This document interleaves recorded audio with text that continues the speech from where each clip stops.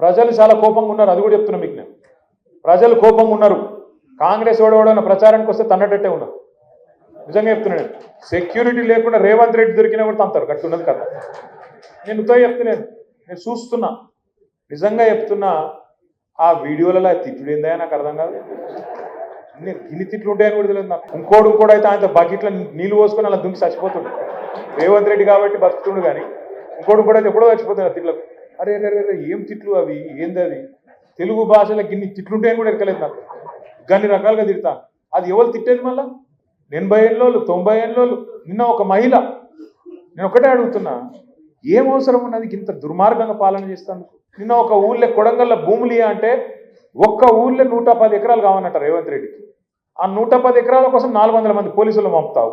400 మంది ఊళ్ళో ఉన్నది పాపం ఎంతమంది ఉన్నారు వాళ్ళ తాండాల. వాళ్ళంతా లంబాడా సోదరులు, లంబాడా ఆడబిడ్డలు. వాళ్ళ మీదకి మొన్న